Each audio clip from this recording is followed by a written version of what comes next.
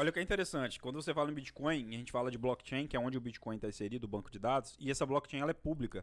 Então toda a transação de Bitcoin de uma pessoa para outra, você consegue ver na blockchain. Basta você entrar no site da blockchain, do Bitcoin, Sim. e você vai ver o dinheiro saindo de um lugar para o outro.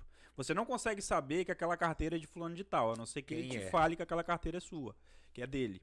Mas você consegue ver essa transação acontecendo. Então você tem a possibilidade de auditar tudo que acontece dentro da blockchain.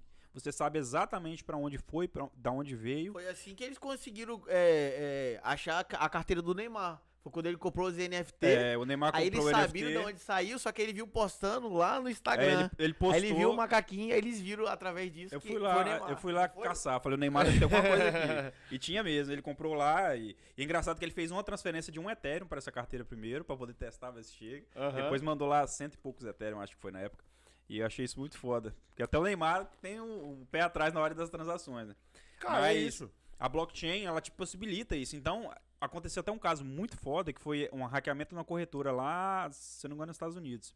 Hackearam a corretora, roubaram os bitcoins. Então, automaticamente, conseguiram ver que aqueles bitcoins saíram da corretora e foram para uma outra carteira. Então, a polícia já foi lá e olhou, pô, o dinheiro tá aqui. Não consegue se identificar de quem é aquela carteira, porque na blockchain você é apenas um número, você não tem CPF, você não tem nome, você não tem nada.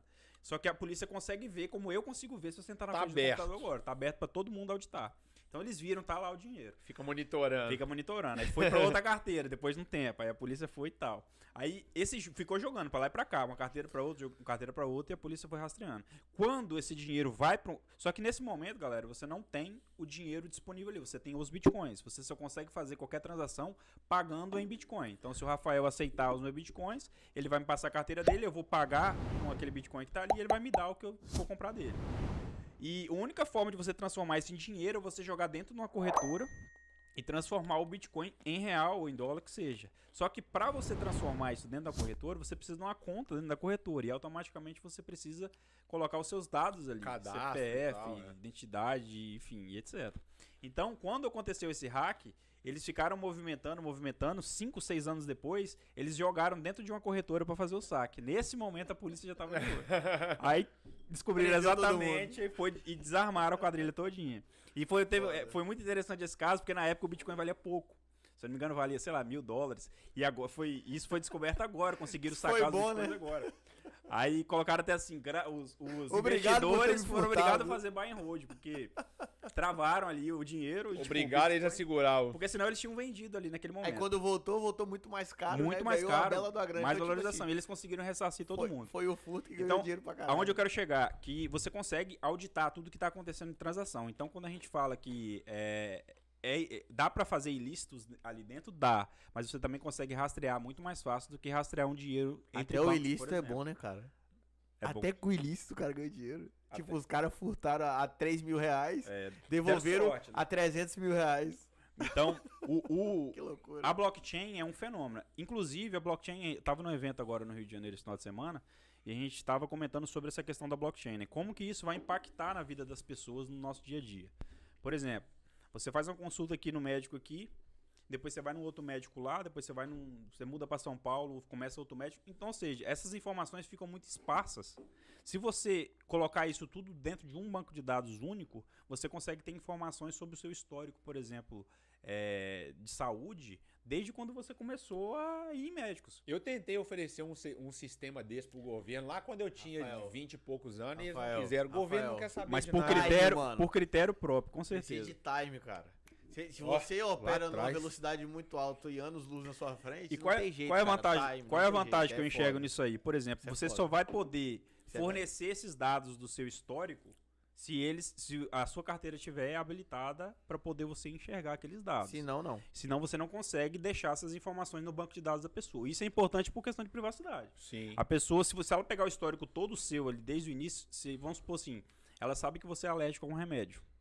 E alguém quer Pode te atentar matar. contra você e tem acesso a esse banco de dados, É. rapidinho ele pode cometer um crime contra você. Agora, se essas informações estão dentro da sua carteira, você vai chegar no médico aonde você vai fazer a consulta, por exemplo, habilitar a sua carteira, ele vai puxar todas essas informações, automaticamente quando terminou a consulta, você Bolei um a sua sistema carteira, desse tchau. antes do Cara, Bitcoin. foda isso, hein? Só não tava na Apresentei pro blockchain. governo de Minas e tal. Não teve Cagaram. jeito. A ideia era só pra saúde mesmo. Então, você sofreu um acidente em qualquer lugar do Brasil. Tá inconsciente. Chegou o SAMU, pode te atender. Batia seu CPF, abria tudo. Você fez um raio-x semana passada, fez um exame de sangue, aparecia tudo. Pois é. Só que não como quiseram, eu sou doador do Médicos Sem Fronteiras, eu tenho só uma carteirinha com o meu tipo sanguíneo. Mais nada. Só que aí, bater num calo, se fosse, o seu sistema fosse, né, implementado. Você poderia programar o seu sistema ou alterar dados do seu sistema como um programador. E aí que tá o problema. Na blockchain, não. Você não consegue entrar na blockchain e reverter algo que já foi feito. Então, dentro da blockchain, você tem uma cronologia, desde quando você começou a lançar as informações e as posteriores que foram acontecendo. Exemplo, inclusive até, eu acho que o exército tá adotando a blockchain para fazer isso.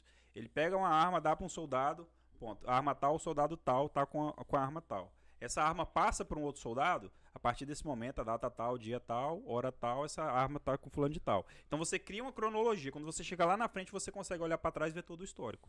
Então você não tem como alterar esse sistema porque ele não é alterável. O blockchain não possibilita alteração. Então isso você vai criando uma cronologia em tudo que acontece. Carro. Fabricou-se um carro, por exemplo, a Kia fabricou um carro. Lançou o chassi, pronto, aquele carro começou a ter vida dentro da blockchain. Um ano depois esse carro foi vendido, vai acontecer a transação, o carro foi vendido tal, com tantas quilometragens, tal. E vai passando.